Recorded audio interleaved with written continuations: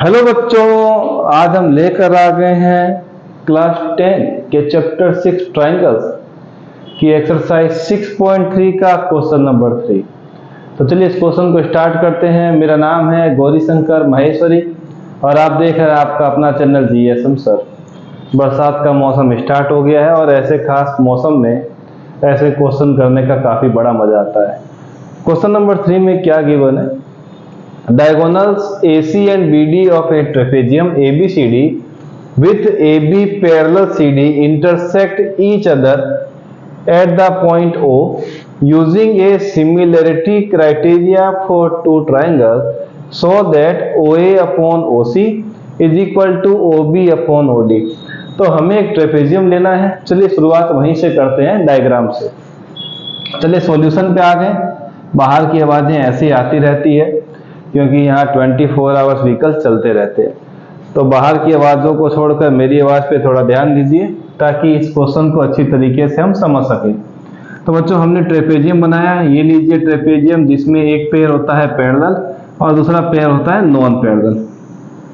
चलिए ये वाला साइड और ये वाला साइड हो गया नॉन पैरेलल और ये हो गया बच्चों पैरेलल, मतलब जो एक फिक्स डिस्टेंस मेंटेन करके चलते हैं जैसे कि ये चल रहे हैं।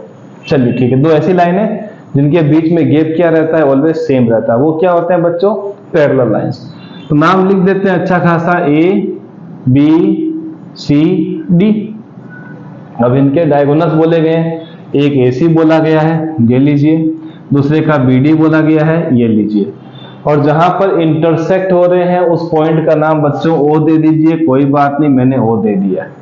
ठीक है, अब हमें लगाना है दो ट्राइंगल पे सिमिलरिटी क्राइटेरिया। तो बच्चों हम क्या करते हैं, दो ट्राइंगल ले लेते हैं। ट्राइंगल कौन से लेते हैं? हम ले लेते हैं पहली बार में DOC। हम लेते हैं in triangle DOC and triangle, एक लिया है DOC तो दूसरा लेंगे BOA एंड ट्राइंगल BOA। दो ट्राइंगल हमने ले लिए। अब इन दोनों ट्राइंगल में हमें सिमिलरिटी क्राइटेरिया लगाना है। तो बच्चों पहला हम ले लेते हैं DOC, angle DOC is equal to angle BOA। Sir ये दोनों इक्वल कैसे हो गए? तो बच्चों ये बनता है वर्टिकली अपोजिट एंगल। तो मैं यहां लिख देता हूं ब्रैकेट में वर्टिकली अपोजिट एंगल। चलिए यहां तक ठीक है। दूसरा बच्चों हम क्या देखते हैं कि जो ये वाला एंगल आपको दिख रहा है, इसको डबल से रिप्रेजेंट करते हैं क्योंकि सिंगल तो इसको दे चुके हैं। एक जैसे साइन आप एक ही जगह पे नहीं लगा सकते हैं। अगर आपने यहाँ सिंगल साइन लगाया है एंगल के लिए तो यहाँ डबल लगाइए। तो ये वाला बच्चों जो एंगल है वो इस वाले एंगल के इक्वल होगा। तो देख रहे हैं ये लाइन और ये लाइन क्या है, पैरेलल है, और ये बन गया है ट्रांसवर्सल, है तो डायगोनल, पर इन दो पैरेलल के लिए कैसा काम कर रहा है, ट्रांसवर्सल का। तो ये वाला एंगल और ये वाला एंगल हो जाएगा इक्वल और हम लिख देंगे अल्टरनेट एंगल। तो चलिए लिखते हैं यहां पर इस D के लिए CDO, एंगल CDO। अब खास बात क्या है कि जो हमने ट्राइंगल सेलेक्ट किया है अगर उसके हिसाब से हम इसको बनाते हैं तो भी चलता है। कैसे? CDO, तो यहां पर लिखूंगा ABO, तो यहां लिख दूंगा एंगल ABO। चेक करना चाहे तो यहां भी देखते हैं CDO एक वैसी जगह से लिया जहां एंगल बनाया नहीं गया है। फिर हम गए डबल वाले एंगल के पास, फिर गए सिंगल वाले के पास। तो हम यहां से स्टार्ट करेंगे तो पहले जाएंगे डबल के पास, फिर जाएंगे सिंगल के पास। सिस्टम थोड़ा ध्यान रखिएगा। और यहां लिख देंगे अल्टरनेट एंगल। चलिए यहां भी ठीक है। फिर हमने बच्चों फिर मन में आया कि चलो इसको भी ले लिया जाए, तो इसको 3 एंगल का नाम देते हैं, इसको भी 3 एंगल का साइन बना देते हैं, नाम दे देते हैं, साइन बना देते हैं। अब ये और ये एंगल भी इक्वल क्योंकि दो लाइनें पैरेलल हैं, AB और DC, और ये वाला इस बार क्या बन गया बच्चों, AC ट्रांसवर्सल। तो ये एंगल और ये एंगल इक्वल, तो इसके लिए हम लिख देते हैं एंगल DCO।